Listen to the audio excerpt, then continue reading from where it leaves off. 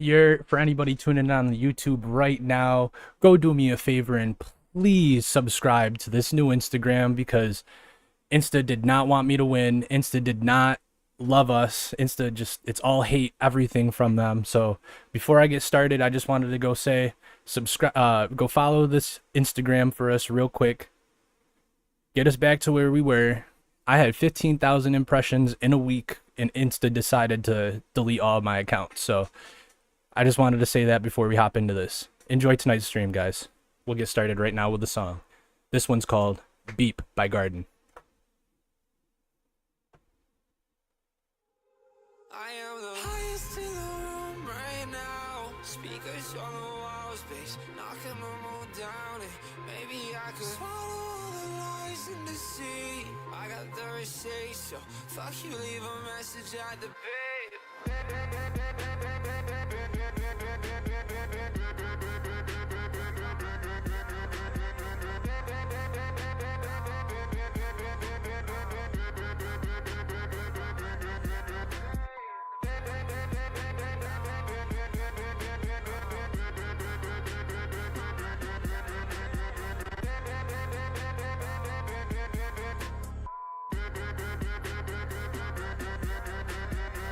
Maybe I could swallow all my pride and leave you alone.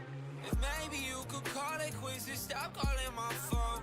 Cause lately it's been hard to place the feelings in my soul. When the words you speaking to me sit like static in my bones. Was a fool for you, darling, it's apparent, yeah I know. If this bridge is to collapse and this road should've had a toll, I still pay the price for buying all the bullshit that you sold. So here's the part where I'll be bold. She gon' run it right back to these places. Off of 95 and she gon' drink until she's wasted. I don't even wanna fucking try to keep complacent. Tell me I'm complaining all because you'll never face it. I am the highest in the room right now. Speakers on the walls, bass knocking them all down. And maybe I could swallow all the lies and deceit. I got the receipt, so fuck you, leave a Message at the beep. Hey, hey, hey, hey, hey. Let's go. Let's go. Let's go. Let's go. Let's go. Let's go. Let's go. Leave a message at the.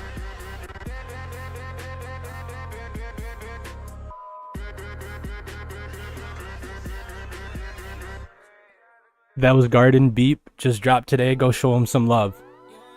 This right here, this is Swaine and Eric Godlow. Plenty of time.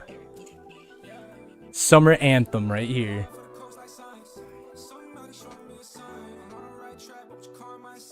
Everybody tells me it's plenty of time. Mind runs wild with imagination, a good time. Sunshine on my backside, a nice tan line. How many years I spent with these lines? Like I do cold rock, cut them all night. I just keep it pushing, all I know in my life. Trying to stay out the way, make it to another day. Like I do blue face, I got plenty of time. All for the coast like signs. Yeah. Somebody showing me signs. On the right track, but you car my side. Everybody tells me there's plenty of time. There's plenty of time. I cannot talk, but you barely a dime. It'll come in due time. Had a vision last night. This is where we reside. Go, go, go, go. Your coastline view with a Benz. Mention phone line blown up on end. Okay. Bosun cruise, take a rest. Buy the whole house, fuck paying off the rent. Don't look bad now. I know you slack job. Each shot got the worst hand from the first drop. Eating on my own, soon I have the whole empire. Can't relate. Shit, I feel great. Nobody told me this future I'm in would go slowly but surely. This could be my fate. How can I come back to minimum wage at the middle of slave? Fuck a bitch, I want pay. I won't stop till I'm chilling. Lot of food on my plate. If I make it, then we get it. All my homies get paid. I'ma chase till I get it. All be okay. Long for the coast like science. Eric with the bars, bruh. Everybody tells me there's plenty of time. Yeah.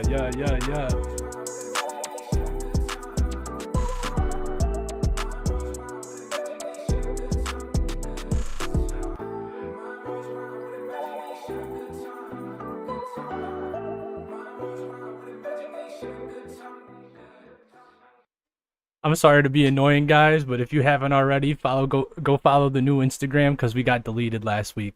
Let's get into this last song so we can start this podcast tonight.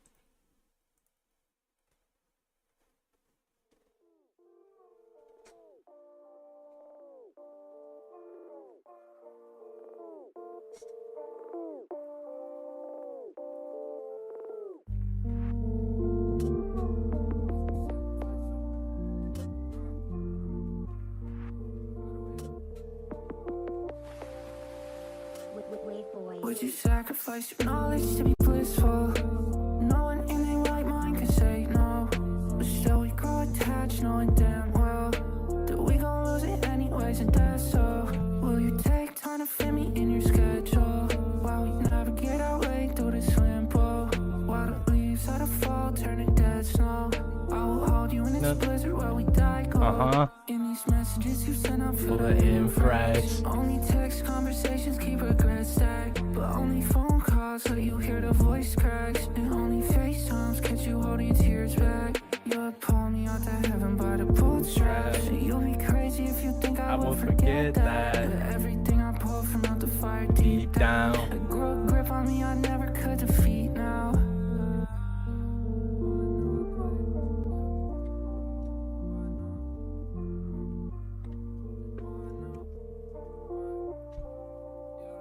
Yeah. Would you sacrifice your knowledge to be blissful? No one in their right mind could say no. But still we grow attached, knowing damn well that we gon' lose it anyways, and that's so. Will you take time to fit me in your schedule? While we navigate our way through this limbo, while the leaves start to fall, turning dead snow, I will hold you in its blizzard while we die cold.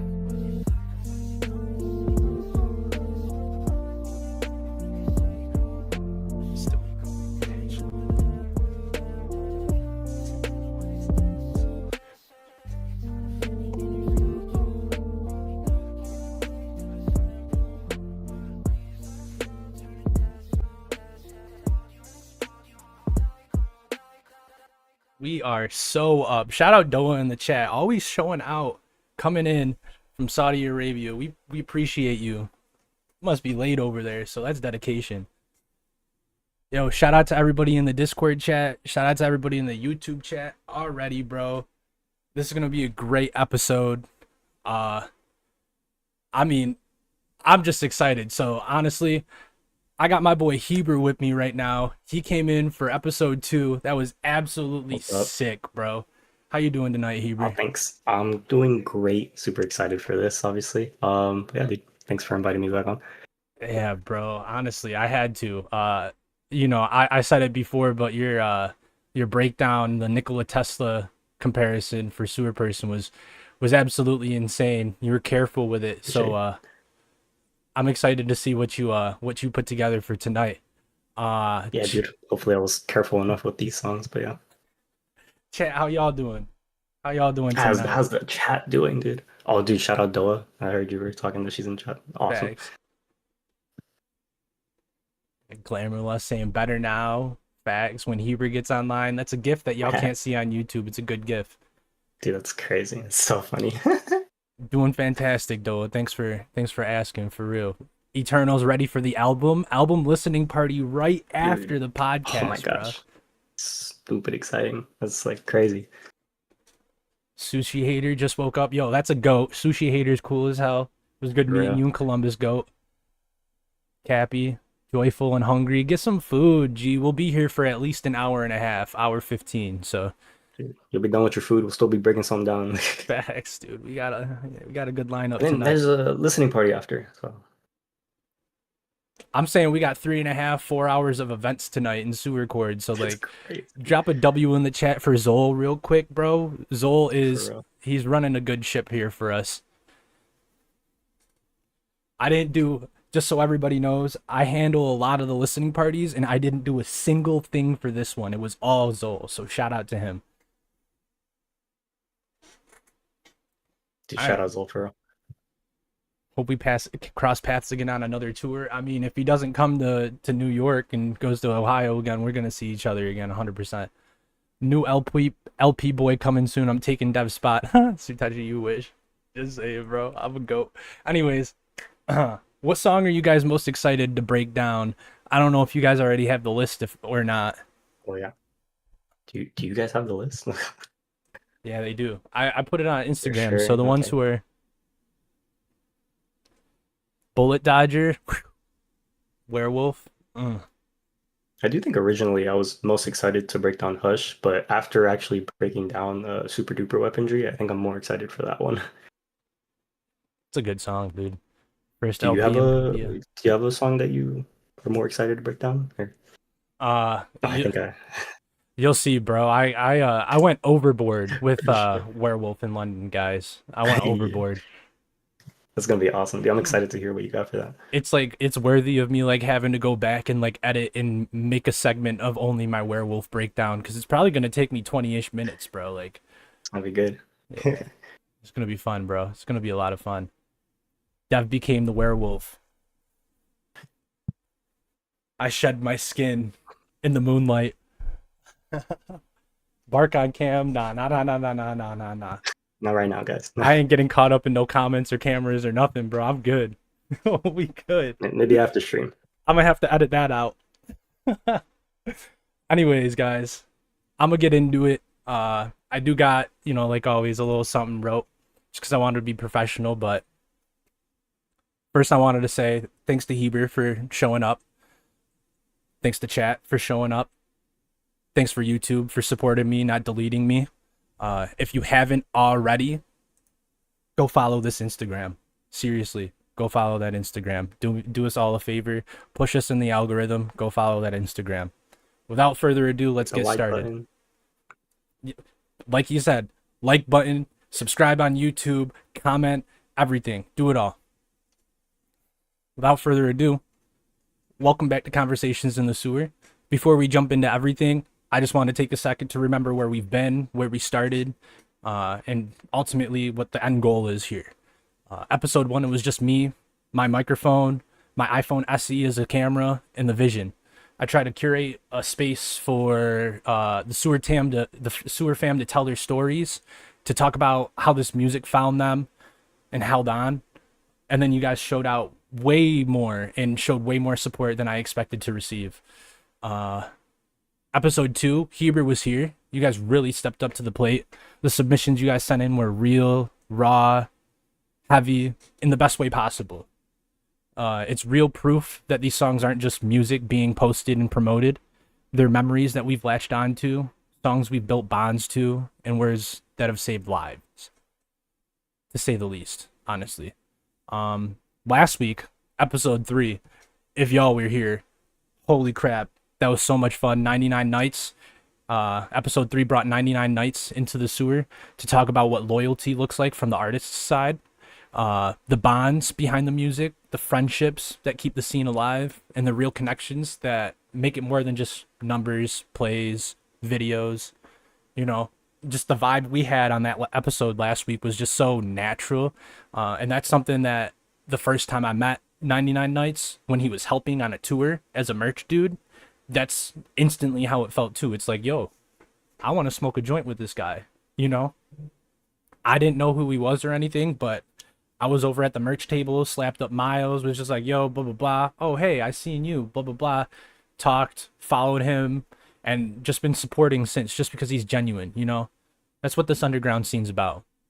We're 3 episodes in, and it's clear that the sewer, isn't just a fan base. It's a movement that's heart is beating stronger than ever. It's a space where the music doesn't just sound good. It really means something, and every single one of us have some sort of connection to it.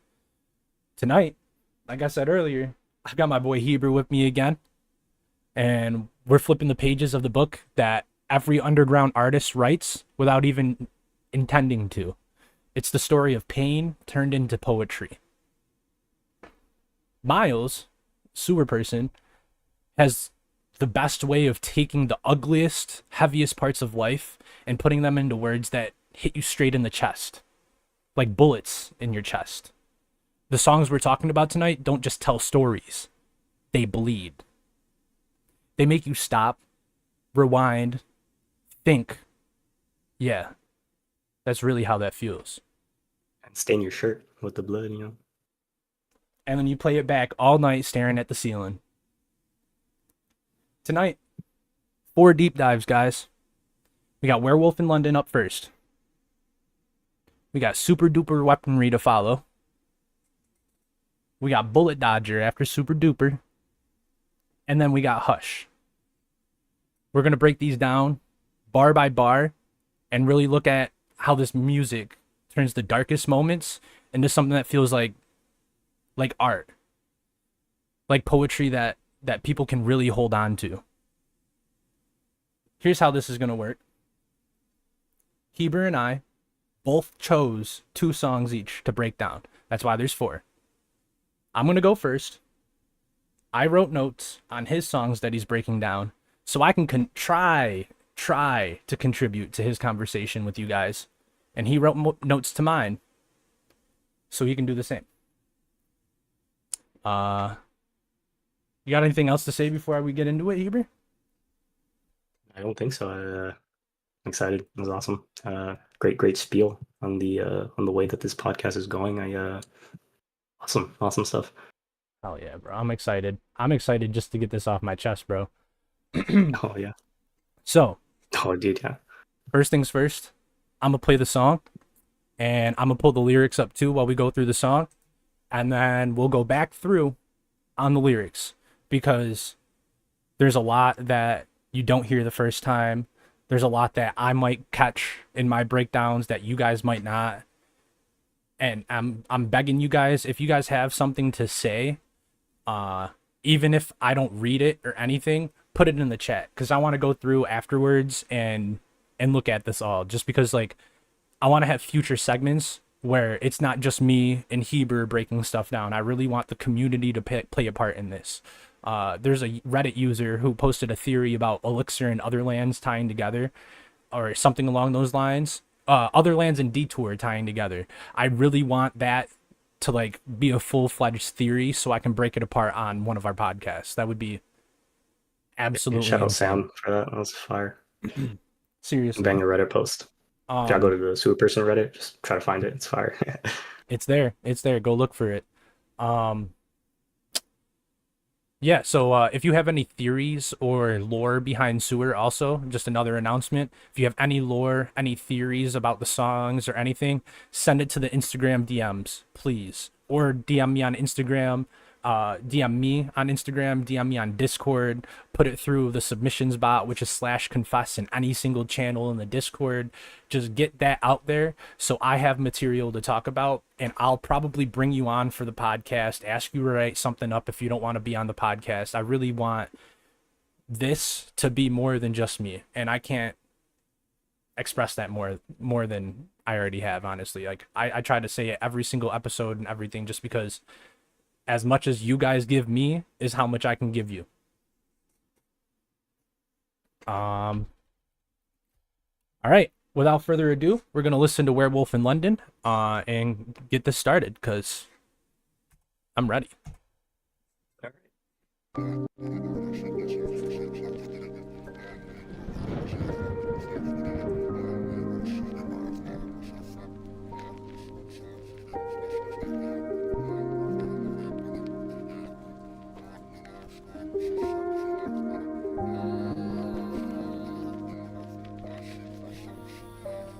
I see myself in a drop, I see myself in a shot. A vomit liquid on the ground and spread around by a mop. I got problems in my system now, I'm trying to not. With a way it hit the rhythm, man, I like it a lot. My right hand chokes empty Mickey's while I smoke some pot. My effects on my environment concern me a lot. I let the pain flow through my veins and let it hurt me a lot. I weigh the cons against the pros like this ain't all that I got. Some myself philosophies from out the dustiest box. To stay up countless nights alone on top of the mustiest cots. So all the pain inside my mind when I decide I'm a flop. A smile big as I can manage while my furniture rocks. There's nothing here to hide from. It's just rain. It's just angel tears for someone to die. We can improve. Yeah. It's just pain. And it hurts but I know it's subside. It's always there. It's always fucking haunting me. And it hurts but I know I could hide it. I see myself on the water's horizon. I'm on a ship but I don't know who drives it. My will come from mirror behind my eyelids. The product how the body divides it. The yellow voices, but they speak to me private. I could work, but it's gotta be silent. Boom, didn't know. Looking at my hands like, what the fuck did I do? I remember feeling fine before I looked at the moon. Now I'm in the bushes at the park with blood on my shoes. And I remember from before when this had happened in June. It was a silverware that time, I fucking hated those spoons. For the fur on back my neck, and I've been breaking a few. I saw the hair on back their necks, and I like, what do we do? I put my claws into his face and slurred the fluid like soup. I rip apart the dinner party, leaving bodies in glue. If I had thought a step ahead, the function would have been smooth. I place his head on top of the cake and then I slice it in two. I go from kissing boots when someone whore can spit in my food, to bathing in their blood if someone look at me rude. I kick my feet in summer sun like I'm a regular dude. I put these plants inside my mouth like I eat regular food.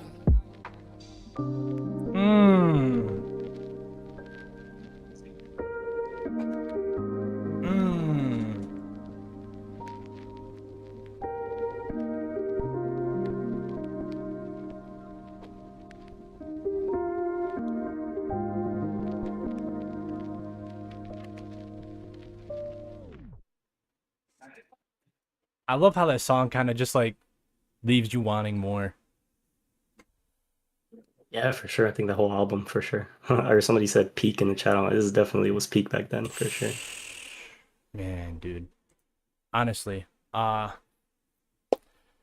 song seemingly presents a disturbing but emotionally complex storyline that's exploring mental collapse through detachment from reality, self-harm, environmental decay, and of course, as prevalent in 90% of Sewer's storytelling songs, cycles of violence. Right off the bat, when you press play, there's those distorted, reversed vocals as if he's having a conversation with some sort of dark entity, demons. It kind of sticks, you know? But the way it was done is so subtle and simple. It's just reversed and pitched lyrics, but it gives this track a schizo feel in the beginning, right off the bat. As we heard, I hope you heard, it comes back another time in the song, and somebody said in the chat that it has to play part into building the central theme, which I fully agree with. I think that whether it was intentional or unintentional, it plays a part into the central theme of this song. Let's get right into the lyrics, honestly. To start off, this is all of it backwards. I feel like I just addressed that. These weren't on SoundCloud, so when I pulled up Genius, I was just like, holy shit, what does this? And then I looked and it was literally just everything backwards. So I don't have a breakdown of that, but It's it just definitely cool. it's cool how it sounds that it literally just sounds like he's talking and there's a darker entity because there's parts of it that are pitched and it goes back to his regular voice. Like there's no way that was by accident. There's no way. Hashtag intentional for real. It has to be intentional. So I see myself in the drop, see myself in the shot. Vomit liquid on the ground is spread around by a mop. I got problems in my system that I'm trying to knock, but the way it hit the rhythm, man, I like it a lot. It sounds like Sewer, while he's in pain, he's very much enjoying the fact that he's able to put these specific words to his emotions. He's kind of disoriented, but self-aware. He knows what's going on. He's watching himself deteriorate in real time, which is supported and reflected in these next set of lyrics. My right hand chokes empty Mickeys while I'm smoking some pot. My effects on my environment concern me a lot. So he clearly knows that his substance use is affecting him, whether it's him or those around him. He's drinking Mickeys, which for those in Canada, you know, it's a 375. It's a bottle of alcohol, a small bottle of alcohol, or smoking pot, which is very reoccurring in his songs. He talks about alcohol. He smokes a lot of pot in his songs. But this group of line lines shows he's conscious and he's knowingly watching everything around him just fall apart and decay, and he feels guilty though. That's why he said my effects on my environment concern me a lot, because he knows, and like Sil just said, it's underlined by a reluctance for his enjoyment, but the feeling of ecstasy far outweighs his ever decaying state. That's fire. That there's no better way to say it than that right there. Heber, have you ever felt kind of like, what you're doing is concerning you, but you're not like gonna stop? You ever noticed a moment where you're just like, maybe I should stop, but you're just having fun? Oh, for sure. Yeah. Totally. I think it's super relatable in terms of like just being aware of the issues you have, and then the fact that it's enjoyable in some sense is the reason why they don't get knocked away in some sense. Like in the lyric he says, but the way it hit the rhythm, man, I like it a lot. It's just like, yeah, feels good, like unfortunately, though right after he's like, my effects on my environment concern me a lot, it's yeah, for sure, because you will eventually start to see what this does to your environment, Right. because it's like how you're building the life that you have, I guess. It's like putting his pain on the music is another addiction, Mm. you know? The way it hits the rhythm, Wow. he Yeah, likes it. I just got that one. that's Yo, I for listened to the song well, for sure. 53 times in one day. I listened to the song 53 times in one day, and I Wow. just thought of that. Dude, that's crazy. Yeah, it's sort of like that. The fact that it makes the music to him maybe like hit harder in some sense. I don't There's so much to pick apart here, man. know. Like we're always learning new things, re-listening. Literally.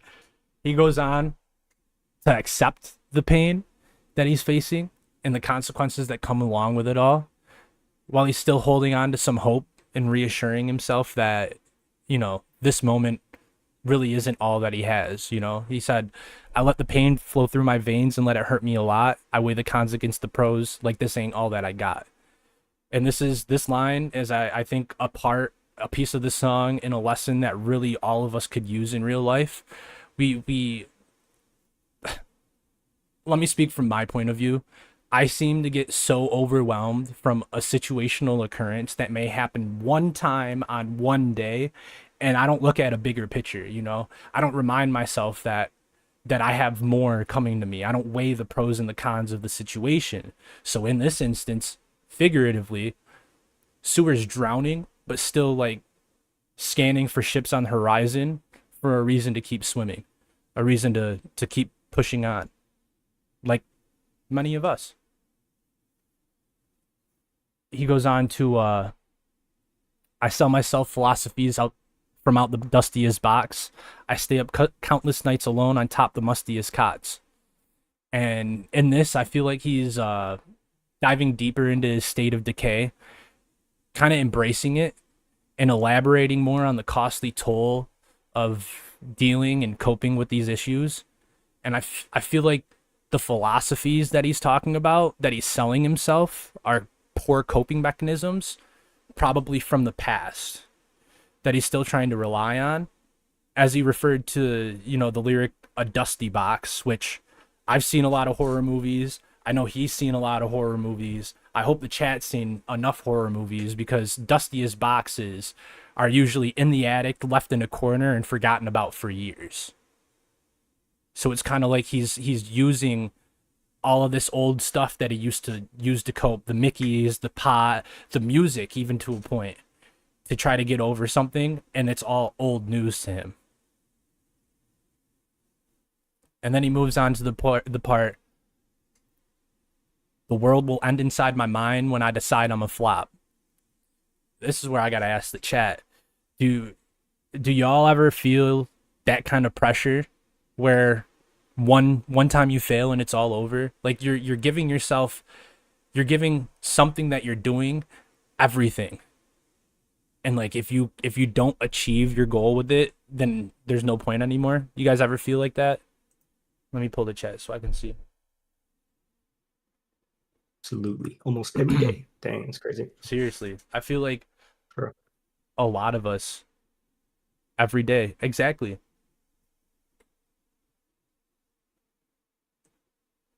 I'm glad that's a connection that we all kind of have, you know.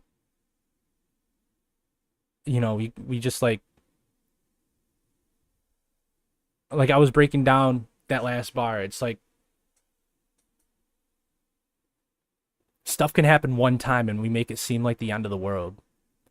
So when he's saying the world will end inside my mind if I decide I'm a flop, I feel like it speaks volumes just because like what he's putting everything into, at this time it was his music. If his music doesn't do well, if he flops, then it's all over. Like what's the point?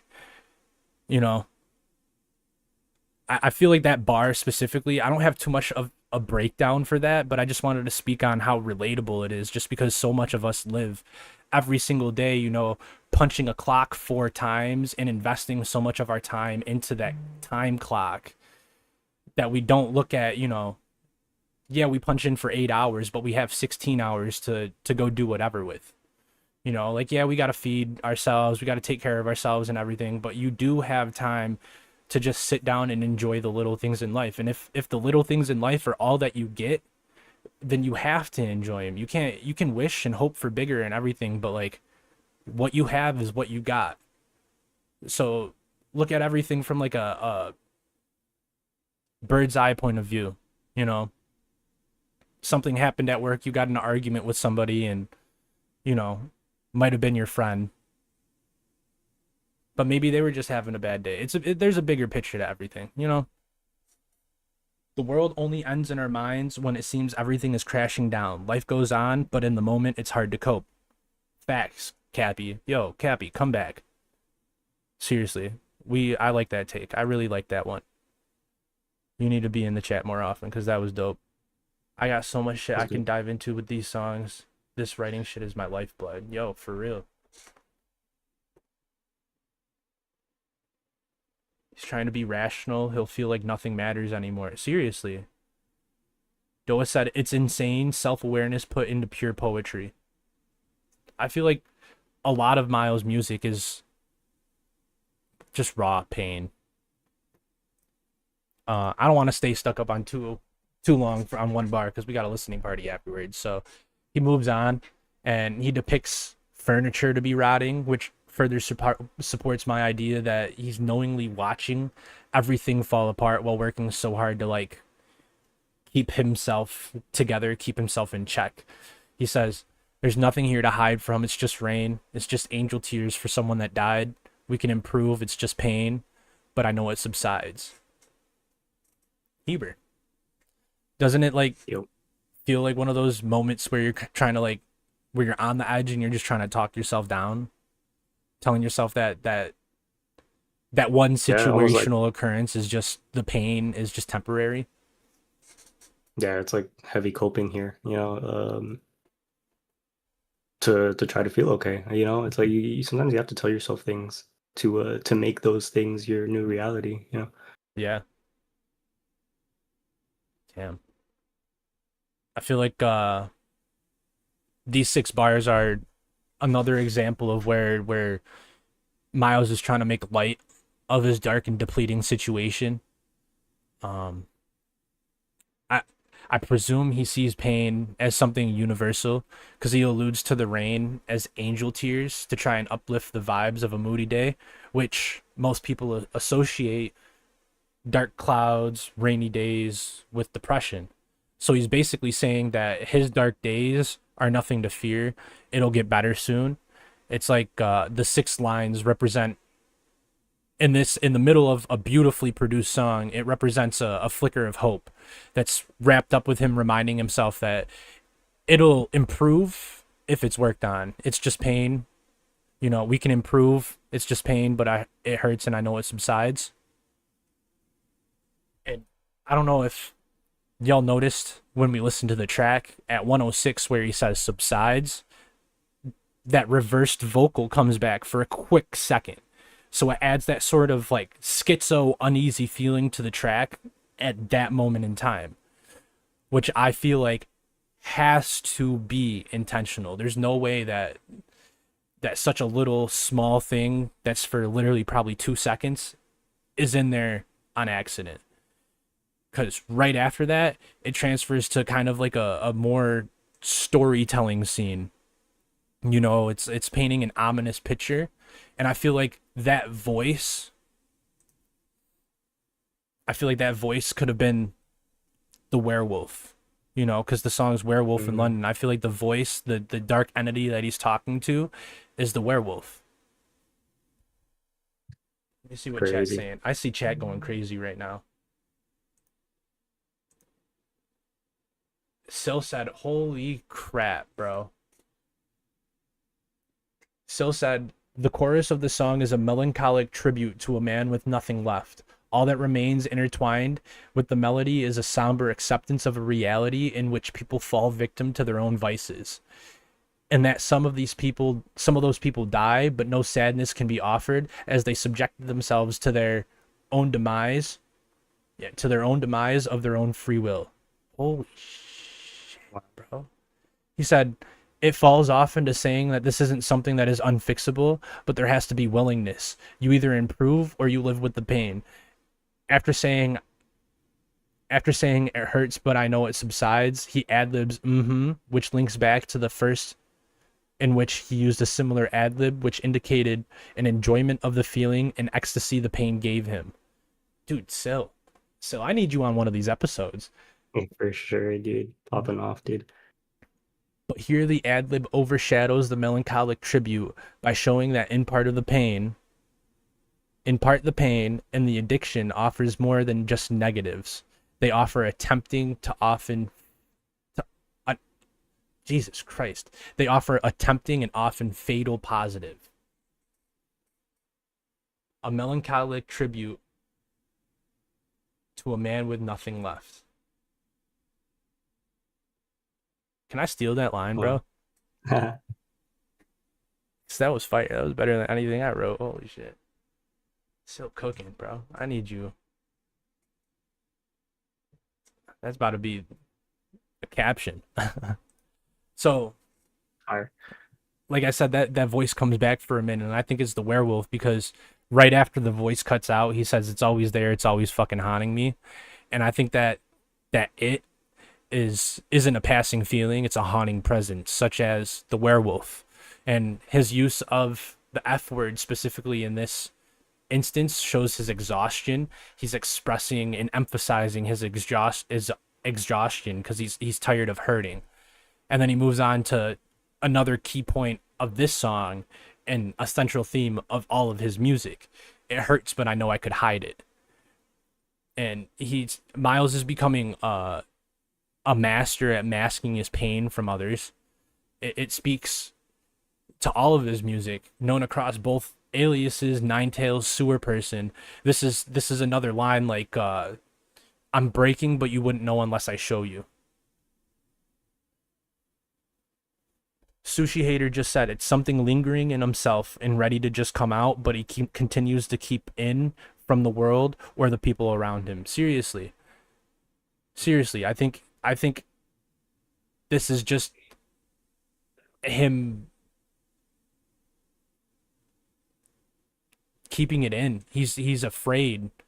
He's afraid necessarily to show it, you know, because everybody sees him as somebody who's strong, but there's no way that somebody so strong that can go through so much and put it on a track doesn't have, you know, days where it is hurting.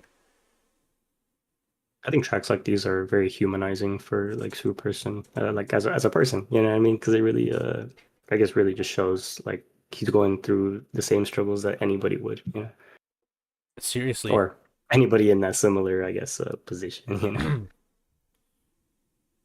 Seriously. Um, it's another case of, like I said, you wouldn't know unless I showed you type thing. He Hey, but he's low-key like letting us know, you know what I mean, in the song. But, yeah. in the song, yeah, but I feel like also in the song there's elements of him necessarily Mm. not wanting to show Oh, okay. Oh, for sure. everybody, you know. Okay. He lets it out on the beat because he know it feels good, but those around him, you know, don't necessarily know Mm. about it. So Oh, wow. To move on, he says, and I heard I know I could hide it. He says, I see myself on the water's horizon and I'm on a ship, but I don't know who drives it.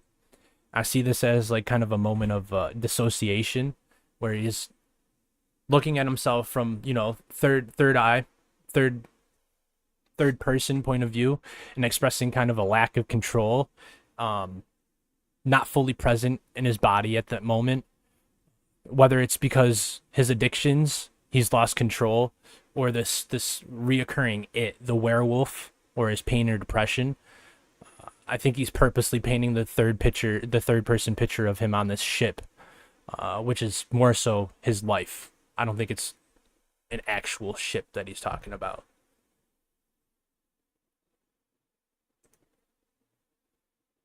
Those who aren't into the writing of the music won't understand the true emotion behind these type of lyrics. That's why we do these. I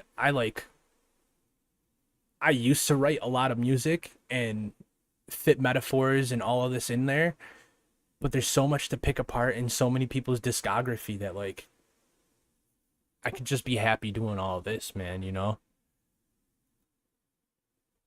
Yo, Swaine in the chat, Goat's here. Goat. Absolute. Fire. We showed chat your new song, bro, with Eric. They loved it. Yeah. Absolutely loved it. Banger. Absolute heater, dude. Sil says, yo, Sil's going note for note for me right now. Sil said, this is really accurate. Yeah. In this case, his dissociation also directly paints an image of his own recounting. And this is him really walking us back through his mind and explicitly depicting the canvas of his mind and allowing us to see the world directly as he envisions it. You're right. He is painting that picture because, you know, he's a storyteller. Hey, the least, dude. It's so refreshing to see different perspectives too. It's like falling in love with different versions of the same song. Exactly. 99 Nights said it last week. Music's so interpretable. Yeah, dude, I really loved a lot of what he was saying, just about everything, like music and just like artistry. Really good guy. Facts, dude. Next lines are, my will comes from behind my eyelids, and the product's how the body divides it. This is a separation of, you know, mind and body. I believe he's speaking to the fact that his will, his intent, his mind lays within his head, behind his eyelids, of course, like he said, but his body acts as if a different entity, separating the mind and body. I think this is building on him dissociating in previous bars, kind of like alienating himself from his own actions. You know, you ever feel like your mind wants something and then you just do something completely else, you know, and then say you're in a relationship and you do something you're not supposed to, and then she comes back and she's like, why'd you do that? And it's like, I wasn't thinking, it wasn't me in that moment. It's kind of like that. It's like what you have in your brain and what you're projecting isn't how you're acting necessarily. How he feels physically and mentally are completely different. Yeah, I think he means it's not always his choice. Facts. He said, I yell at voices, but they speak to me private. Is he talking about those distorted voices that have already appeared twice? Yeah, I mean, that'd be in the literal sense. Realistically,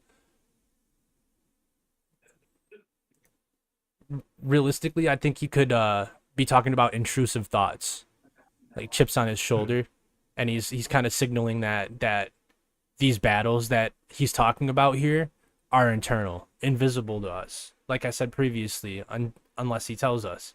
It directly plays into the last bar of the scene, which is, I could work, but it's got to be silent. So Miles is basically saying that he's capable of achieving what he needs to, but only in complete isolation, only in silence. And tying this into the rest of the songs, it seems like there's, as stated before, a fear of a judgment or simply just being seen while he suffers. I feel like a lot of us feel that way. But in my mind, specifically for the song, it feels like he's trying to rebuild himself in private or deal with everything to himself and keep his pain mute to the world around him. What do you think? What do you think so far, Heber? Yeah, dude, I was just thinking about that. Like the last part you said really hit all in terms of like he like I could work, but he's got to be silent. You know, it's like it's almost like he has to, because he's like, I guess a lot of his experiences may be like public through the music in some sense. So it's like he wants, or I guess he maybe perhaps wants to make sure that this growth is solidified, you know, by having it be in, you know, in his own life, I guess, and not I guess out in the world in some sense. So then it's like, yeah, this is for sure me, I guess. Yeah. Oh yeah. Oh yeah.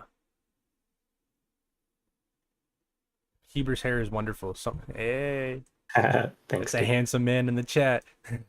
Appreciate that, dude. Let me see if chat said something.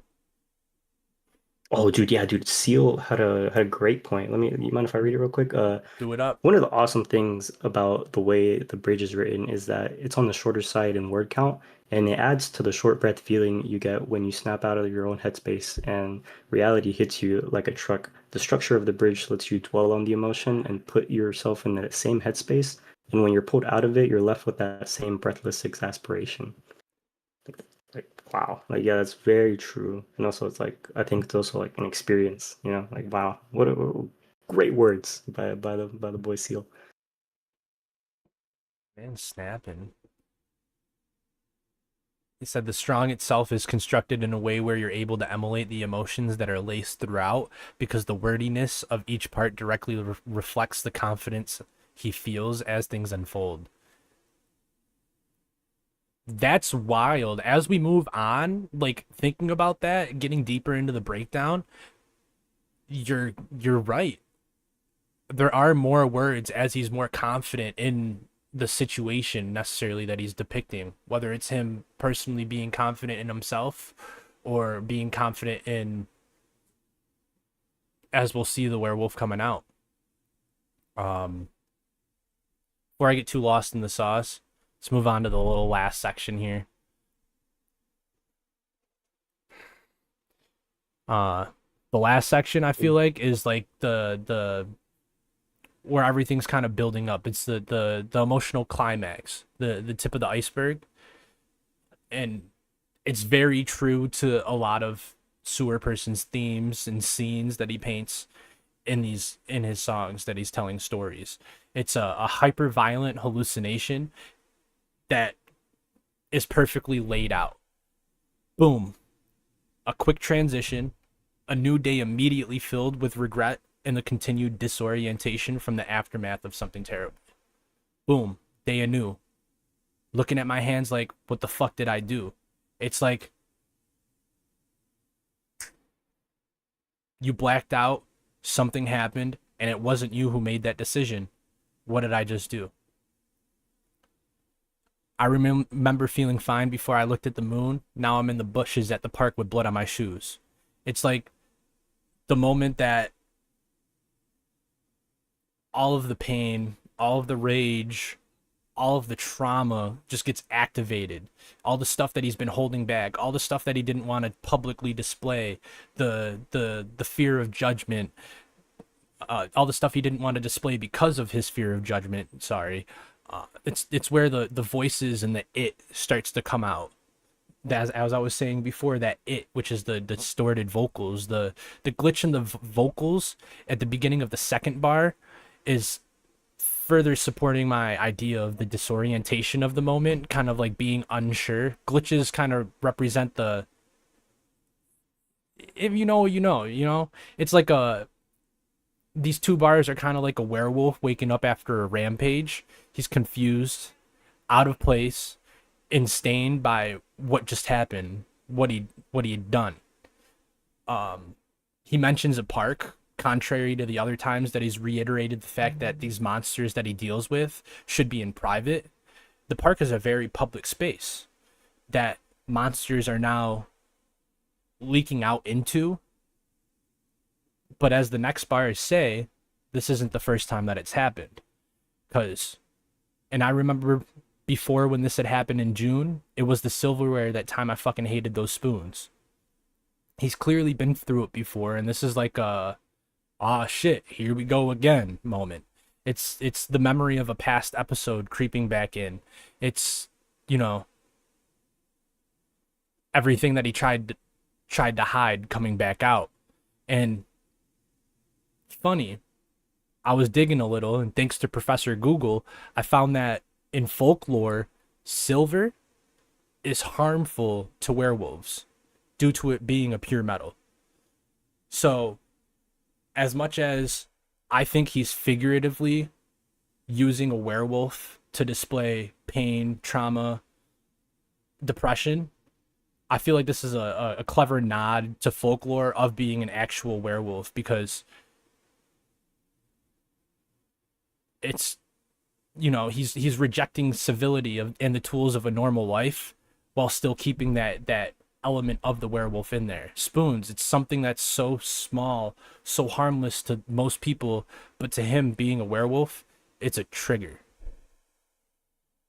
Hang on, I see Sil said something about silverware. Silverware line is a double entendre, actually. It's a fun play on werewolf mortality and being completely dependent on the existence of silver and how a certain drug ties into spoons.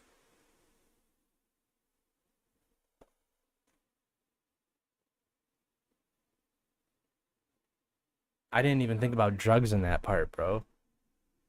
Yeah, dude, I just like real. I had the Apple loading logo there. Said I'm not sure Yeah, I saw exactly. Sushi Hater said, "Is the silverware line about when someone spent 500 on silverware with his card?" I didn't even know that was a thing, dude. Bro, dropping lore in the chat. Like low key, like it's a Somebody, triple entendre, dude. we gotta ask him tonight, dude. That's crazy. Yo, Anthony's Yo, here, bro. Anthony, let's go. Shout out to Goat. It's the goat, Anthony. Um, so next lines are: I felt the fur on back my neck stand up and break into view. I saw the hair on back their necks stand up like what do we do? And I got a question for the chat on this one. Do you guys ever feel that the shift in the air, like when things are about to go bad, kind of like everybody knows that something's about to happen, but nobody knows exactly what it is and what to do about it?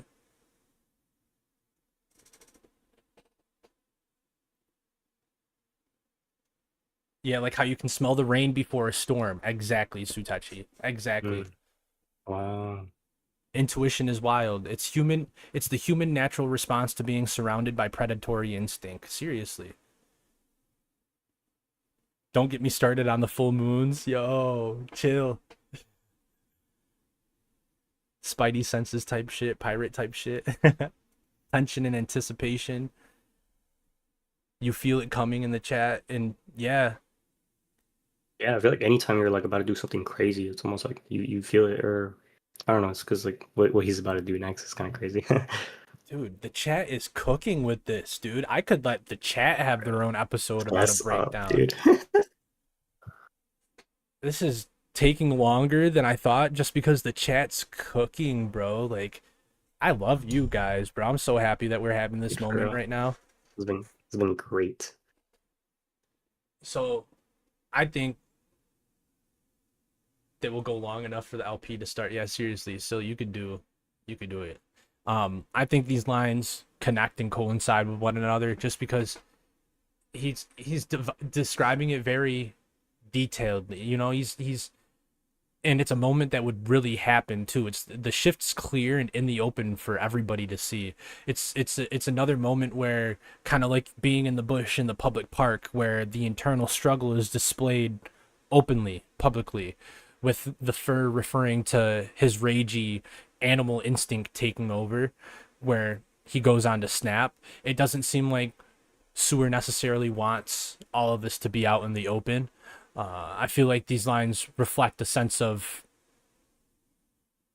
discomfort with him being seen as a werewolf or dangerous in this instance because people are standing up like, what do we do when that it takes over? The next couple lines I I put my claw I put my claws into his face and slip the fluid like soup. I rip apart the dinner party, leaving bodies in gloop. If I had thought a step ahead, this function would have been smooth. He once again begins to detail the rage that the spoons, something so tiny, could have sent him into. He's been perfectly laying the picture out for all of the scene all along.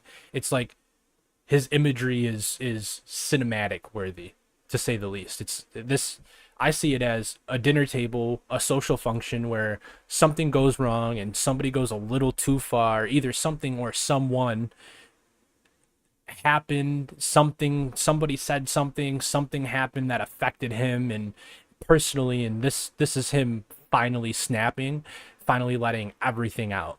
If he had thought a step ahead, this function would have been smooth. I place his head on top of cake and then I slice it in two.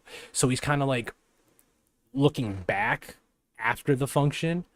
Yeah, I could have kept it together, but it was way too late because that person or that item set him off. It's kind of like I found that I place this headline to kind of be sarcastic. It's kind of like that haha, you wanted your moment, you got it type thing. Um and putting it on a cake is like a gift, it's you wanted it, you got it, and you got the full version of it. And it was too late for him to pull it back. So he's reflecting afterwards and he's like, I could have been better, but he deserved it. Let's see, somebody cooked, bro. Still, the ending of the song expresses how the opinions of those surrounding him are finally completely overridden by the ecstasy of the adrenaline and the high are given to him. Oh, Bro, Sil, it's crazy. I need you to write. We're gonna talk afterwards. I need you to write.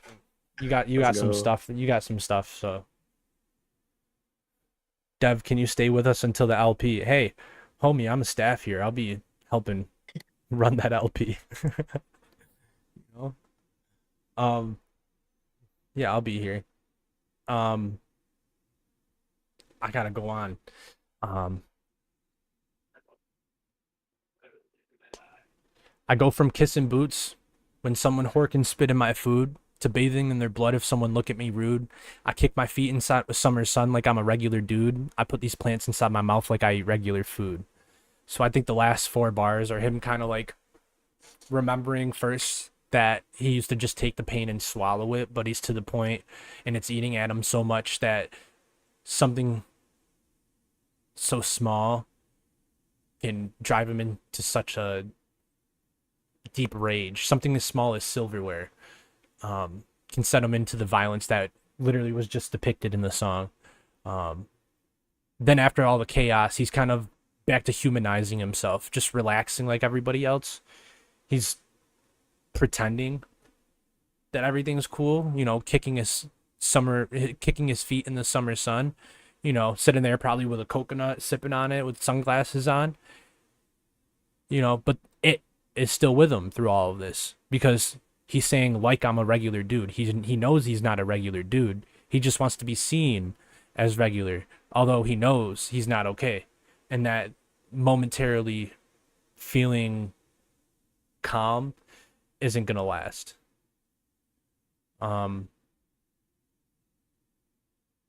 That's my take on Werewolf in London. It's a song that kind of turns pain and depression into something feral, metaphorically as a werewolf. It's something wild but human, because werewolves turn. Sewer doesn't just write lyrics; he builds full emotional environments, and this track is one of the clearest examples of that. It's rage, it's guilt, it's pretending you're okay when you're not, and as we heard, it's hauntingly beautiful in its own twisted way. Chat. Heber, Yo. What's scarier to you, the monster inside or people finally seeing it come out? It's interesting. Well, I think firstly, just the monster, or personally, the monster inside, because it's like the primary problem, I guess. It's like where it starts or whatever. But I can see how it could like also be the other one because the other one is like what actually causes the damage. But I still would stick with the original one because it's like if you could deal with that, then like you don't even have to worry about the second part, I guess. But in a case like this, where this song is the Mm. monster inside having to come out because he was set over the edge Sure. in a moment Right, where right, right. he blacked out because he woke up like what the fuck, you know. I feel like I'm on the other side of that. I think I'm more afraid Mm. of not just people seeing it come out, but what happens when it comes out because we all let the monster build up. Yeah, I know what you mean. What's it called? And it's funny. Because like at the end of the song, where despite this monster having been built up, and then actually like having done its thing or whatever, towards the end, like how he mentions, I kick my feet in summer sun like I'm a regular dude. I put these plants inside my mouth like I eat regular food. Seal said that or I related that to what Seal said in one of his chats. He said his instincts to consume and kill pushed his humanity into submission and allow him to tap into just the high of the feeling. He's no longer inhibited by his humanity, and he's allowed to feel a long-awaited sense of freedom. To sort of like that ending is sort of like he kind of did let the werewolf do its thing, and He now it's let just kind his of like he let himself in the transform into aftermath. the werewolf, dude. And there's freedom in that in some sense, or as what Seal was saying. Yeah, So because he's been trying to keep it caged in for so long that it kind of he probably feels like he's blossoming at that point, like coming out of a shell that he's been stuck into for so long. especially because he might have felt like it was coming out anyways, you know?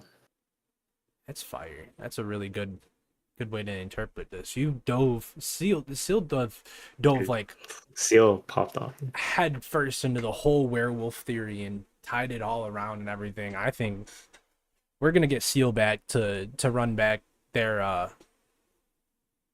version of this, whether I have to post it on the side or something. Where it's gonna get posted on this channel because that theory has to be heard.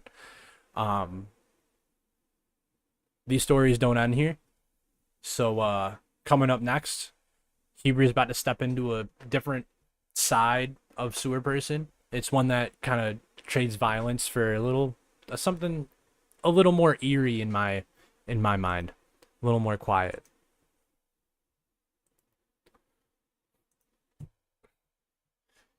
Heber, you got anything to say before I play the song? The song is Super Duper Weaponry, produced by Sourbringer. It's like essentially the first song off Detour, outside of like the intro piece. I don't think I have anything else to say. Now we're good. I should just listen to it and then I'll All right. speak. Heber, you get to yap now. Oh yeah, dude, it's crazy. I just talked for so long, bro. Super duper weaponry.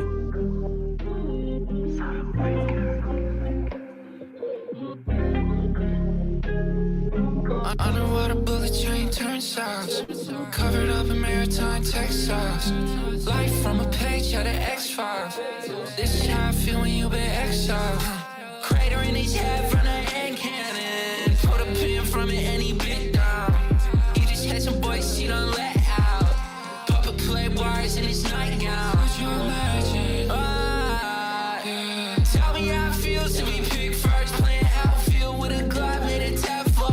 Hold your hand up, you might catch a pipe bomb. You know, I can feel my way through the darkness. All cause I memorized a room with the lights on. Oh shit, this the one, this my favorite, this is my song. Where my friends go when I hype guard. Yeah, I love it. You should do exactly as I like now. And careful of my dog cause he bite now. 72nd floor so I can't be scared of heights now. If I jump, I don't fall, I don't spike down.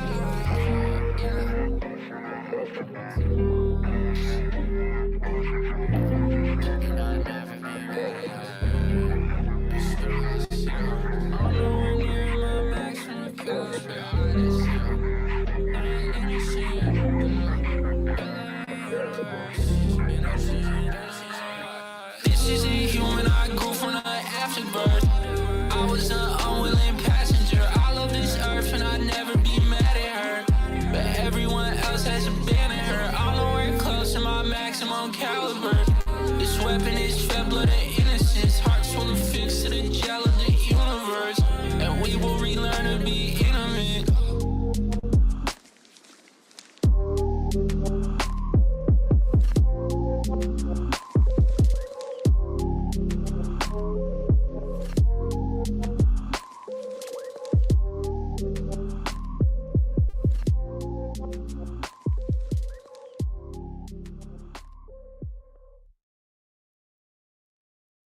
Yeah, that was super duper weaponry.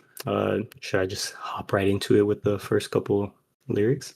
Do you think, bro? You got the floor. Okie dokie. All right. So I'm gonna I sit just want to, crisscross I guess, applesauce.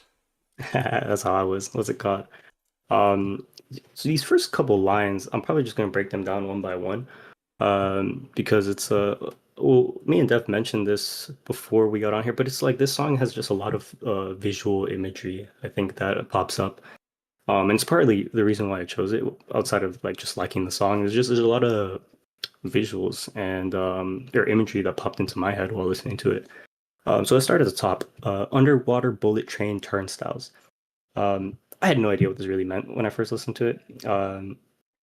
But turnstiles are like those things where like I guess when you're like in a train and you're like you gotta cross it, like it has a revolving. It's essentially like the revolving door in trains. That's what turnstiles are. And then underwater bullet train is just kind of like I don't know if they're real, but it's just I just assume it as an underwater train, bullet train. Is probably just what he had in his mind. Um, and then covered up in maritime textiles. Maritime is like sort of like this. It's sort of I thought of it as like sort of like a military texture outfit.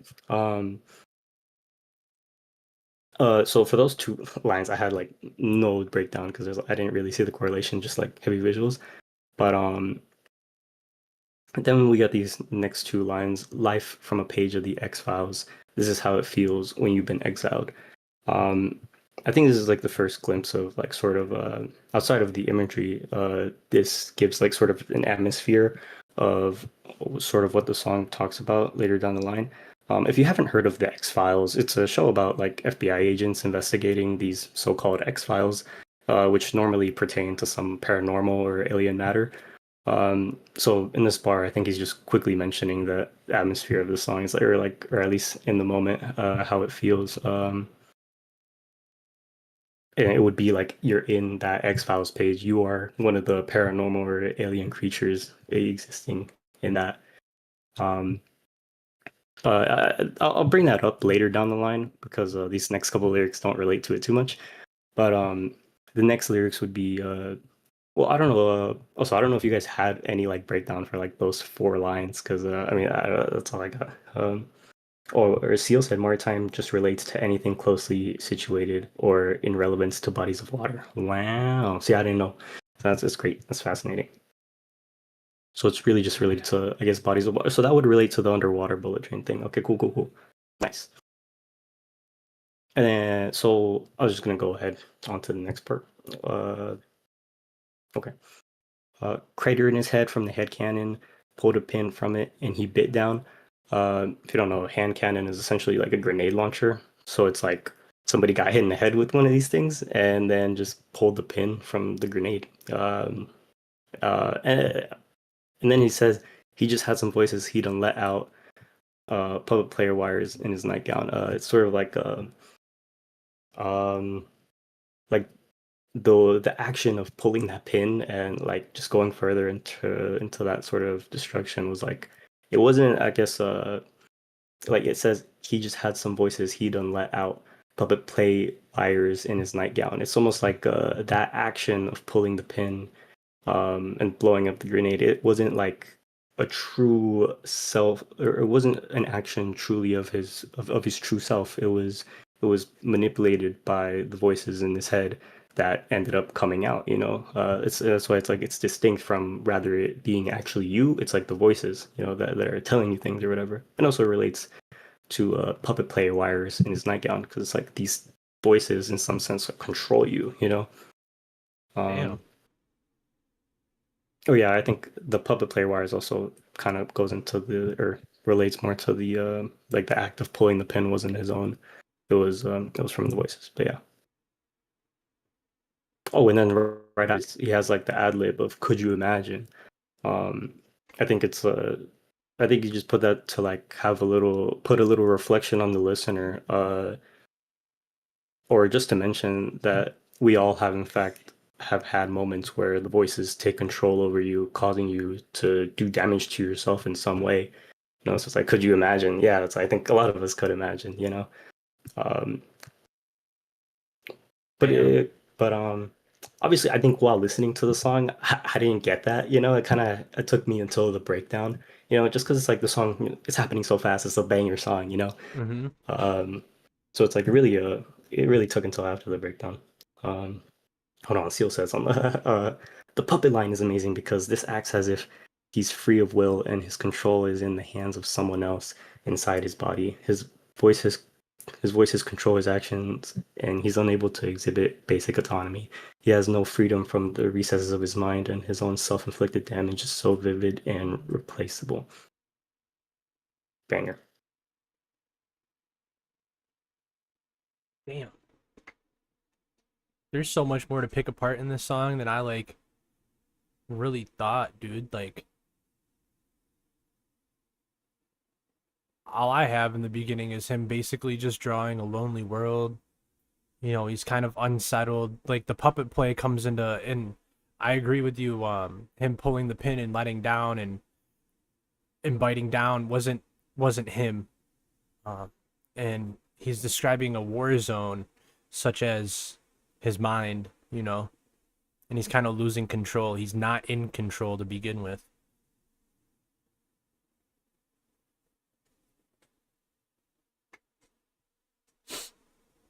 Yeah, dude. Somebody says something about some later lyrics, so I want to get to that too. But once I get to those lyrics, what's it called? So I'll just go on to the next ones here. Tell me how it feels to be picked first, playing outfield with the glove made of Teflon. Hold your hand up, you might catch a pipe bomb. Um, Tell me how it feels to be picked first, playing outfield with the glove made of Teflon. I didn't understand that at first, but I know that Sewerperson has mentioned Teflon in like various songs. I didn't actually know what Teflon was until like a couple months ago when I saw like a Vertasium video about it. Essentially, just like a non-stick material in some sense. So basically, what I interpreted this as would be that if you have a glove made of Teflon, you're not catching anything with it. You know, it's like it's not going to stick to the to the um to the glove. But I could just be interpreting that wrong because right after he says, "Hold your hand up and you might catch a pipe bomb." But that's all I really had thoughts on that part. I don't know if you guys had thoughts on like the whole Teflon thing or whatever. Um, I think Teflon. Don't they make bulletproof vests out of Teflon too, bro? Oh snap! Oh yeah, dude, they do actually. Yeah, because it stops like the bullet from the impact. Yeah. So I think. Tell me how it feels to be picked first, playing outfield with a glove made of Teflon. Mm. Hold your hand up, you might catch a pipe bomb. I think that's picked first from a child. He was kind of cursed. He was thrown, given, passed down something that was just ticking to explode. I kind of take it as that he's expressing that he's been an outcast since he was picked first as a child. Mm. Yeah, especially because like, tell me how it feels to be picked for it. It's like he's sort of just sharing that experience or wanting somebody to relate to it, maybe. Huh? Sushi Hater said, "Is it me or are we looking too deep into the song? He could be talking about an actual battle going on and the horrors that come with war." True, true, true. That's Yeah, I started another thinking that theory. when you were talking. That's another theory. Yeah, yeah. What's it called? Yeah, 100% could just be looking too deep into this. But the next part, I can't feel my way through the darkness, all because I memorized the room with the lights on. I didn't have anything for that specific set of lyrics. Did you? Or I saw somebody in the chat say something about it. Um,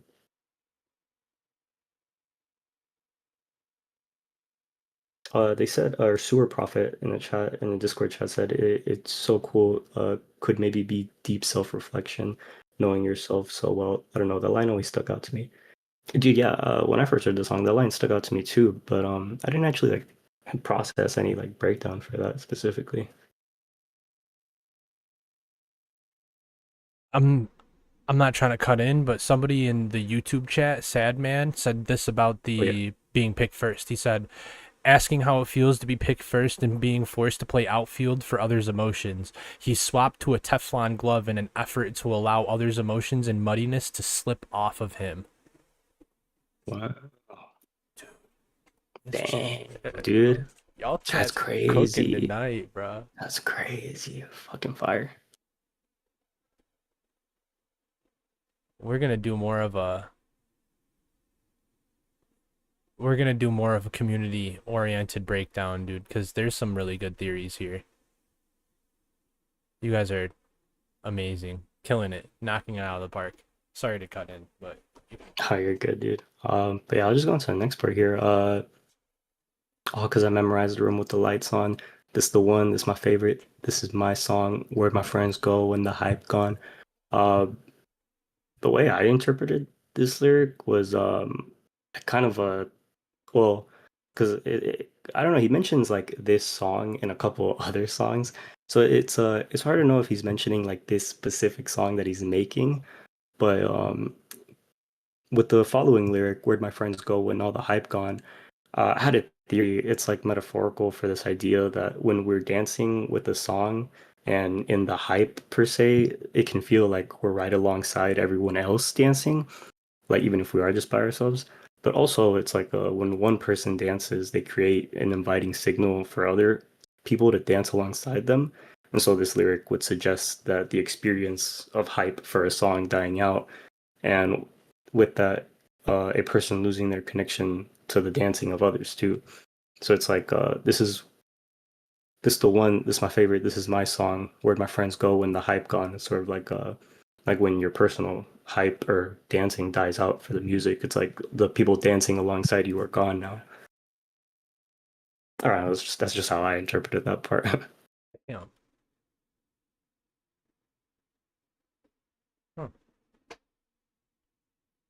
huh. But yeah, we go on to the next part. You should do exactly as I like now. Careful of my dog because he bites now. 72nd floor, so I can't be scared of heights now. If I jump, I don't fall. I'm spiked down. Um,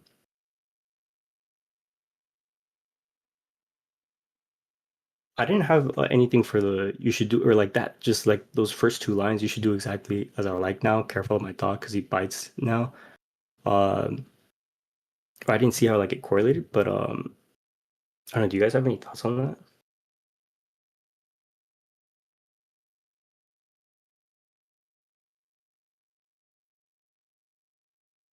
He's raising up to the 72nd floor and can't be scared of blowing up, possibly, or that's what Goober said in the chat.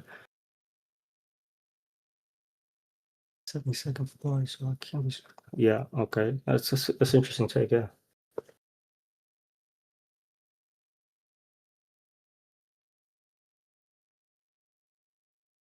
Hmm.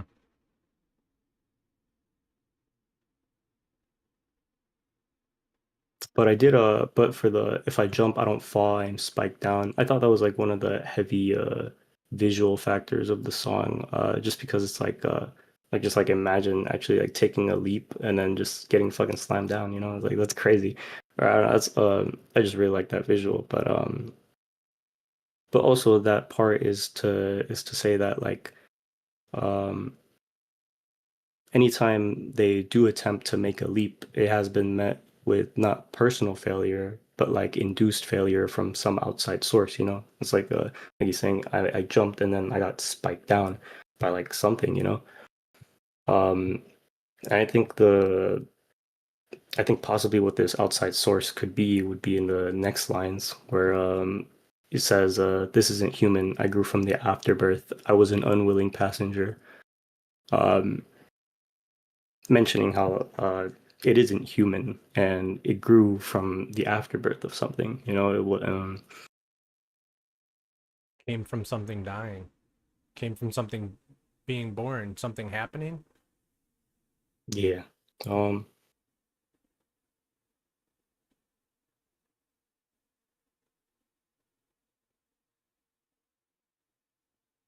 What's chat so saying? I was looking at, yeah, I was looking at what Seal said here. He said that this could talk about how distant he actually feels from everything around him. There's a huge disconnect between the closeness of what he can achieve and what he wants to achieve. Yeah, I think he might be saying that to like, if I jump, I don't fall and spike down, maybe. But that's an interesting take, where it's like perhaps like like what he wants to achieve, maybe like even higher than the second 72nd floor, you know.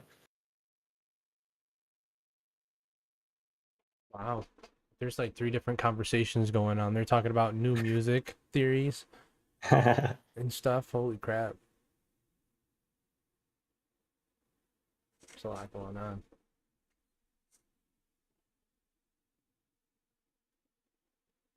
I think I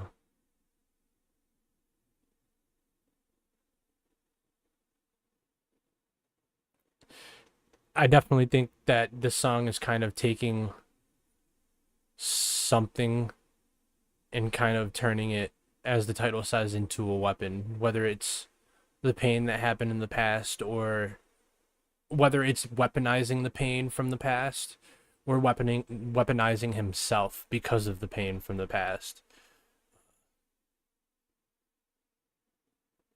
It's not human, it grew from the afterbirth, so something happened that's causing a reaction, and he's an unwilling passenger. He didn't ask for this to be bestowed upon him, you know. Yeah, for sure. The line definitely like this is not his will, you know, or whatever. Exactly.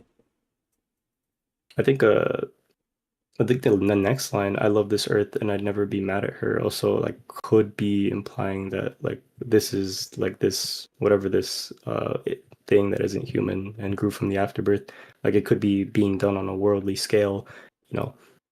Um or like that's why he mentions that he loves this earth and he'd never be mad at her. Mm-hmm. But everyone else has abandoned her. I thought those lyrics, just in general, were pretty hard hitting for anybody who's like, I think, just loving of like the world and sees anybody, I guess, hateful of the world. You know, I know personally, like that's just how I felt initially hearing the song. 100%. I agree. And the next line, I'm nowhere near my maximum caliber. I think that's just like super relatable. I think in all areas, like we're nowhere near our peak or whatever. Mm-hmm. Um, this weapon is fed blood of the innocents. Um, I don't have too much to say on that right now. I'll mention it in a second, but I don't know. Do you guys have ideas on what he could mean by this weapon is fed blood of the innocents?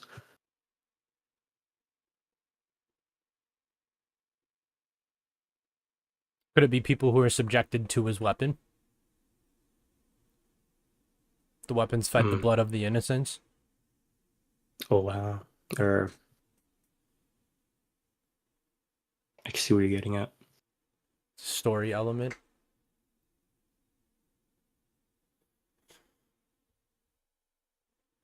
Definitely a lot of imagery in this song.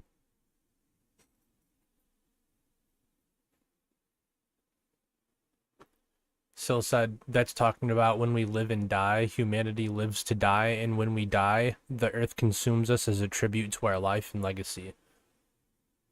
Wow. Wow. That's actually like that could be major. I'm not gonna lie. What's it called? Because what's it called? Well, let me get back to you on that real quick, Seal, after I break down these last two lines. What's it called? So these last two lines, hearts will affix to the gel of the universe, and we will relearn to be intimate. Oh, here we go. Seal already said something. Seal said it's a generational line. Hold on, let me give my breakdown first. I do think it's a generational line. It's a really good line. It's because I think hearts will affix to the gel of the universe is sort of I take this as people's hearts, like everybody and anyone and everyone, their hearts will eventually find the truest of interests in their heart. to be the gel of the universe, essentially what keeps everything together, you know. And you can interpret whatever that may be from your perspective, but I think from the interest of what it would be from the interest of what holds the universe together that cause dude, what did I write here? I'm sorry. That will cause us to relearn to be okay, so what I'm trying to say is is that the sorry, one moment, team.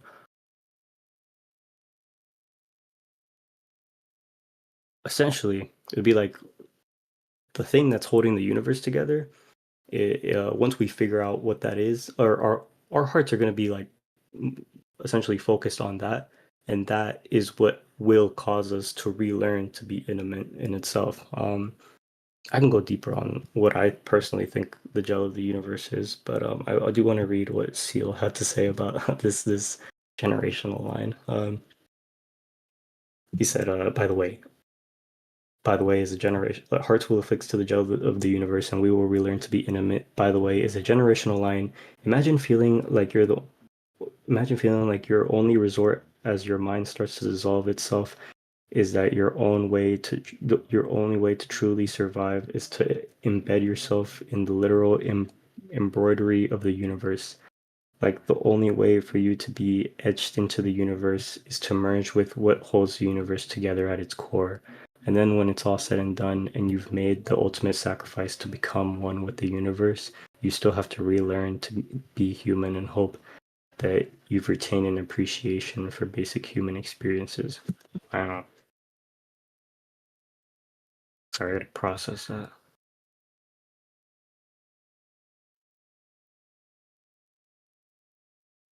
I'm kind of starting to think that this song's kind of a nod to the current status of the world.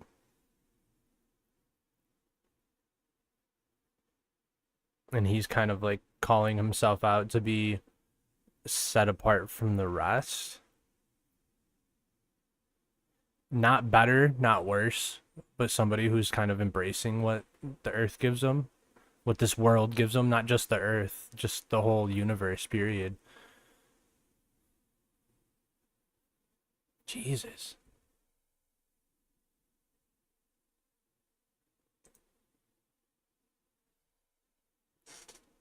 Yeah, dude, that's a crazy take on Seal. I really like that. Um, or I just want to reread what he said real quick, and then when all is said and done, you've made the ultimate. Hold on, like the only way for you to be etched into the universe is to merge with what holds the universe together at its core. And then when it's all said and done, and you've made the ultimate sacrifice to become one with the universe, you still have to relearn to be a human and hope you retain appreciation for basic human experiences.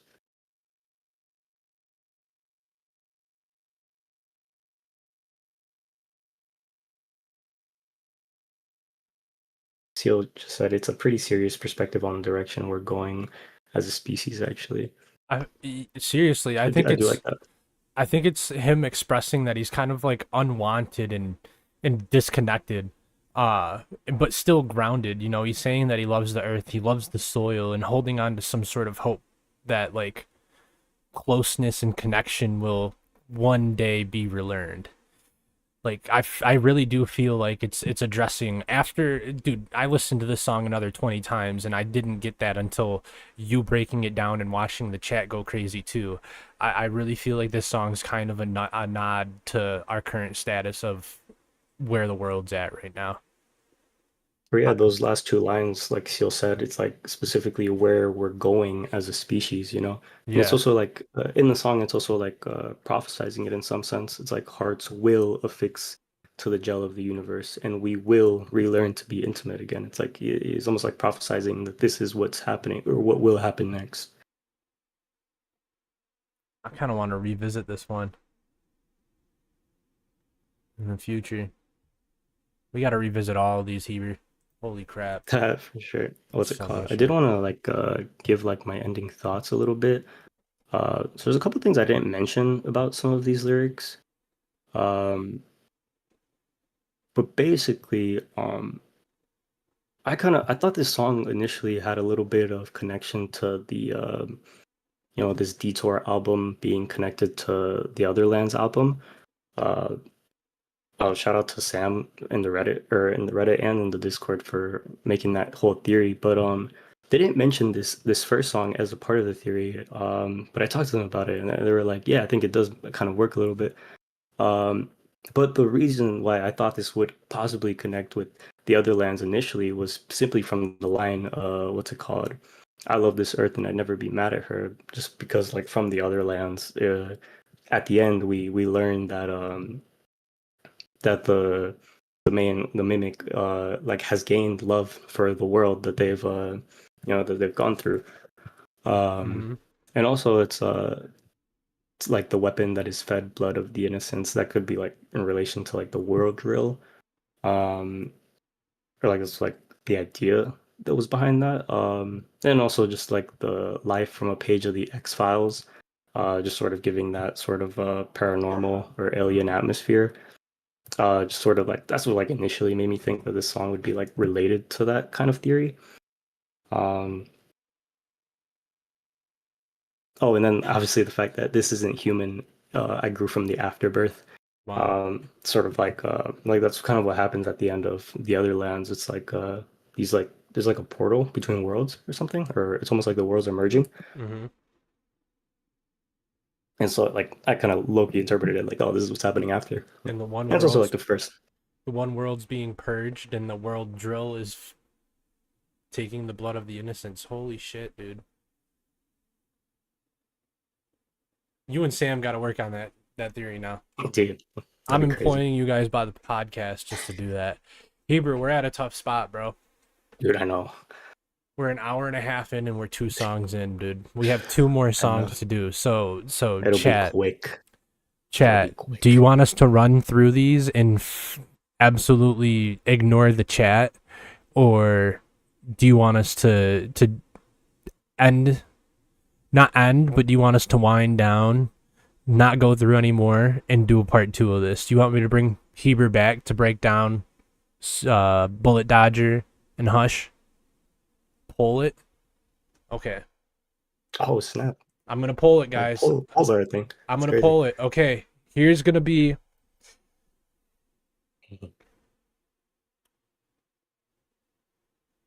Rush Through or Part 2. So Rush Through is gonna be Y. Part 2 is gonna be no. Dropping in the chat right now. Sorry, YouTube. It's only in the Discord chat. Did it not work? Yes, it did. Rush Through or Part 2? Damn, Heber, we're doing a Part 2. Is that what's happening? Oh, okay. So I didn't even realize I didn't realize which one was yes or no. I was like, wait, which one were people voting for? Bro, that jumped from 2 to 14 instantly. Okay, yeah, we're doing a Part 2, guys. Honestly, Jeez, dude, it's crazy. this got way deeper than I expected it to. Pause. You guys are absolutely amazing. Damn. Thanks for listening to me yap. Thanks for listening to Heber yap. Yeah, dude, appreciate y'all. This was phenomenal, dude. So, I mean, I guess From Pain to Poetry Part 1 is what I'm going to change this title to. Heber's going to be back in the future. I suppose so. Before I get into my ending spiel and play some music to get out of here, because we have 25 minutes until the listening party voice chat, guys. The listening party That's voice chat. crazy. I don't know if I'll go to a voice chat or go to the LP stage for afterwards, but I'll be sticking around somewhere. I'm gonna go smoke and chill and stuff. But Heber, you got any last words before I go on my little spiel here? Jesus, I can't talk. I'm excited for the album, dude. Super hype. New music, new Sewerperson music specifically. It's crazy that we're doing a part 2 to this. I just straight up just thought it was gonna be done tonight. But no, for sure, it Seriously. sounds awesome. What's it called? Yeah, we'll talk about that some other time or later on, but what's it called? Yeah, dude. I'm excited. Fucking that's all I got to say, dude. I'm hyped. Dude, I can't even lie, bro. Like this, I didn't expect this to even go on. I thought we were gonna be ending after the four Oh, songs dude, around this time. So, dude, they said sorry, they're saying small for the camera. Do my bad. hang on, we gotta get it.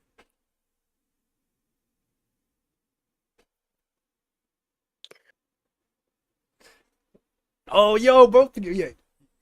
Anger. Sure. Word, word. Okay, okay. Yo, shout out to y'all in the chat for real. This was awesome. You guys were so For real, dude. interactive, dude. Y'all are a blessing. This is exactly why I started this podcast right now. Sutachi, when the live goes on YouTube, go back to that exact moment on the live. It'll look 10 times better, I promise. I got my True quality this week, 1080p. guys. 1080p 60 FPS, bro. We are top notch for what I can run right now. I got a little old computer, but we are top notch, all right? The input on this episode was amazing. You guys made it last twice as long as I Bro. thought it was going to. I can't thank you enough, seriously, for all the support on everything so far. Heber, your camera keeps, I keep pressing the wrong Oh, thingy, so sorry. it's my fault. Your thingy keeps dipping Oh, away. okay. See, like that, like I just did Yeah. there. Um, guys, I've already said it 3 or 4 times in this episode, but if you have not already seen and followed the new Instagram, go follow that new Instagram at Convos in Yeah. the Sewer. I am in an appeal status for my old Meta accounts, so hopefully I will get back all of the old accounts.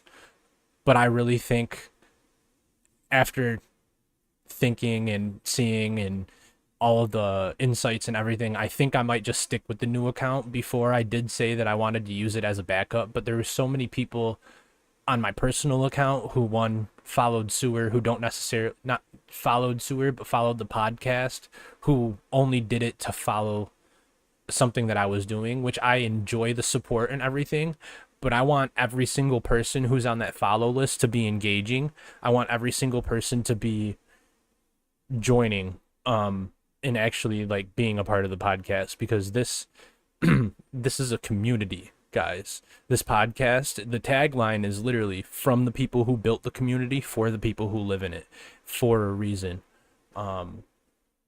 This is episode 4, From Pain to Poetry, part 1. I'm going to get a date scheduled with Heber that we can come back and finish these out, because that was amazing and there's no way that I want to miss out on that. Sil, I'm going to reach out to you. We're going to get you on here so you can personally go through your werewolf breakdown, Yeah. because I think that is astonishing. I think the way that you can put your thoughts to the words without even like hesitating is just crazy. The way you were writing it out was awesome. So thanks everybody for showing up. Thanks to Heber for helping me break down these couple songs and giving his perspective on his side of things. Some of the tracks that we broke down remind me that even the hardest feelings, the kind that like weight you down and eat you alive, can still be turned into something beautiful if somebody's brave enough to put them into words, into the song. Next week, next Thursday. What is next Thursday? August 7th? Thursday, August 7th at 9 p.m. Eastern Time. We're going to take a conversation further with Collab Culture Part 1, featuring a sit down with one of Sewer's newest producers on the team, Tied for Silver, one of the newest goats. Dude. We'll be having Tied for Silver here for an interview. It is going to be pre-recorded because he is UK time. He's 5 hours ahead of me, so it's going to be pre-recorded. But Tied for Silver is coming on. He's somebody who sent beats for a very long time before being blessed with a placement. And I gotta say, I Hate You on Detour, fire. So there's no way that I could skip out and not have somebody like Tied for Silver overlooked. He's gonna be here and talking about his journey, as far as how the collaboration came about and what these types of collaborations mean in the underground scene. That one's gonna be super special. He not only collaborates with Sewers, with Sewer, but he has a ton of music with other people in this community who I hope to get involved with the podcast in the future. This is the first stepping stone to my community festival that I want to host for episode 9 or 10. Yeah, I hope y'all show out, but for now, keep sharing your stories, keep spinning the records, keep holding on to the lyrics that saved you, that saved me. We're gonna see you next Thursday at the same time, right in the same place. If you haven't already, subscribe to the YouTube.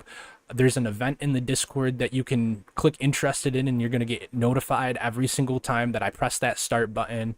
All of that, dude. Heber, you got anything to say before I transition out? I want to say Sutechi in chat said tied for GOAT, and then Goober said tied for silver, more like gold. But that was fire. Dude, I don't know, that's it. I'm hyped. I'm excited. Glad I got to be here. Right. I'm excited for next time we get to do something like this. Yeah, I'm excited for the album tonight for sure, dude. So hyped. Yeah. 19 minutes, guys. Stick around in this Discord. If you're not in this Discord, join up in the middle at the top of the stream. If you're on YouTube and you are not in the Discord, there is a new album being played an hour before it drops, very specifically for this Discord. We always get sneak peeks, we always get stuff like that. Much love, guys. Honestly, my Instagram got deleted last week, so the question that I asked before, I didn't get any of the submissions. So please, the question of this week is, what keeps you coming back to the music? I'm going to tweet that. I'm going to Instagram that, all of that. What keeps you coming back to the music? Before I transition out of here, I just want to say the tagline once more again, guys, because this podcast only proved it, that this is from the people who built the community for the people who live in it. I love you all. Love you, brother Heber.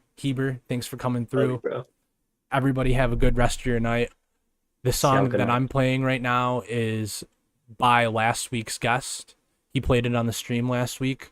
You guys really loved it. It's called Something Haunting. Go get it on streaming services now by 99 Nights. Have a good night, everybody. See you at the listening party soon. Use /confession to answer the question of the week. Love you guys.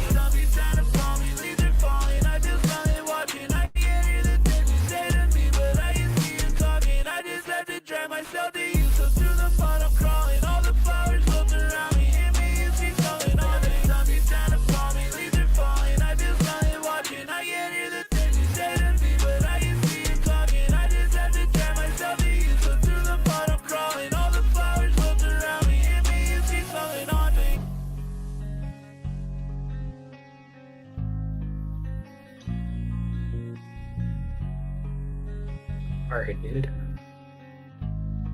So vibey, bro. My eyes sorted, dull and rusted. My armor broken, busted. I can't get out of my head. That's the darkest done. And I hope that it all fucking ends when my skull is budging. I can feel your judgment. It reminds me of what death is summoned. It reminds me of what death is summoned. I can feel your judgment, judgment. It reminds me of when death is summoned, death is summoned. My soul is budging. I can feel your judgment. Yeah, zombies down upon me, leaves are falling. I feel something watching. I can hear the things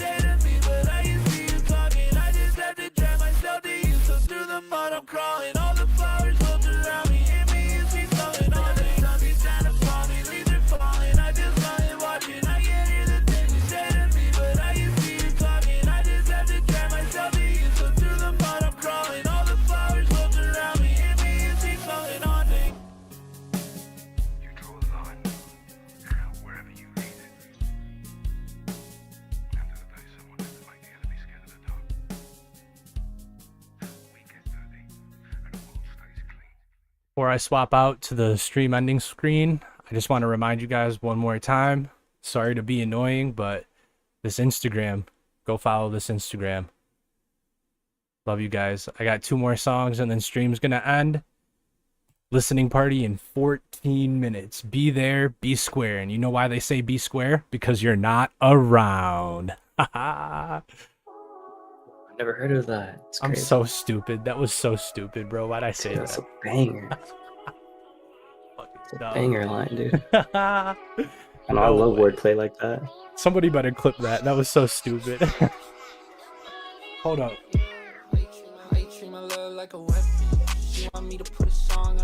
Hey. Thanks, Heber. I really enjoyed this tonight, bro. Sure, dude. Love this one. Have a good night, guys.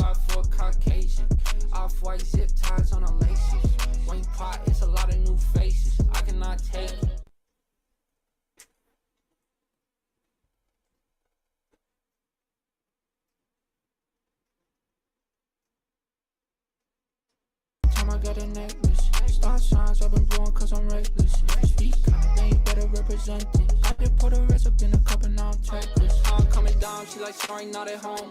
If I hit the road, I ain't got nowhere to go. Baby, what you mean when you say I went cold? Every day is February up inside my soul. And I know you got friends, they been waiting on a split. Coming late night, why you always gotta dip? I'm just on the grind, I'm just trying to hit it rich. Baby, how you mad, but you still want me to hit? Fuck it, I'ma hit. Fuck it, I'm a Bali, only drop 1 hit. You would think he went bald. I was buying a bunch of expensive shit inside the mall. If she see Balenci, she gon' let you in the watch. She on so crazy with the throat, I might just offer her a hause. If she meet you in the club, then she gon' bring you to the stall. Only 5'6", but she stand real tall. Ask her what she wanted, she gon' say she want it all. Yeah. How you treat my love like a weapon? She want me to put a song on a set list. I think she just threw a bra at a section. Anything to get a pop on the attention. In a coupe top jaw and I'm racing. She sound pretty fly for a Caucasian. Off-white zip ties on her laces. When you pop, it's a lot of new faces.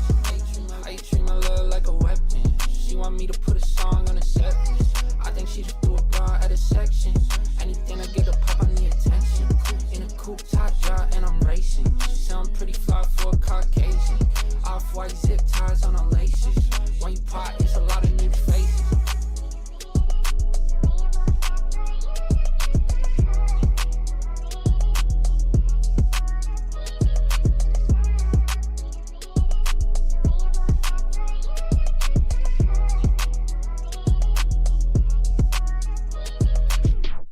You need people like me.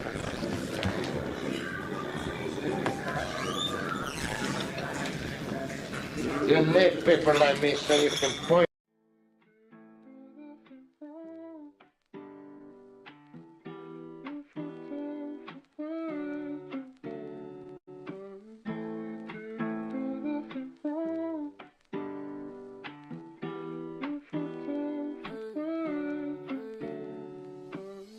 I would gotta watch out for that. Looking back, a lot of things I would double back.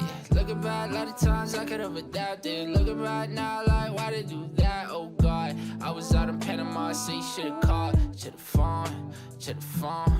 I was out at 2 a.m., said he missing home. All alone, I'm missing home. Messaging me, I got my love, said he texting me, message me, tell me you said, let me know it's a threat to me, fuck with me, die for me, show me you love me, you know I got blood on me. Look at the family standing in front of me, know they got love in me, who I was meant to be, not in the picture, it's not in the photograph. Give me a message from out the top, they can feel the vibe when I step into them piece of shit and the clothes match too. Give me a second, these words are my weapon. No Smith and no Wesson, I'll fire at you. I was out of Henny and a couple pills too. I was steady quiet soon as you came in the room. It's a ride, got me caught up in the blue, no view. I'm the same person as I was, says you. Go follow the new Instagram at Convos in the Sewer if you have not already.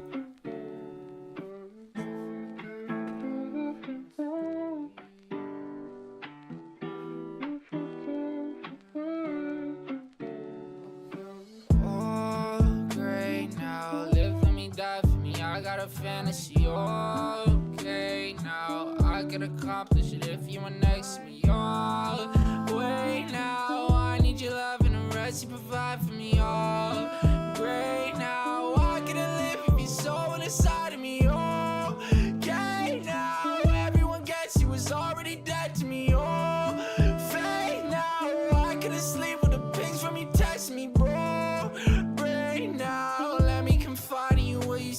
for me. Oh, great now. Live for me, die for me. I got a fantasy. I got a fantasy.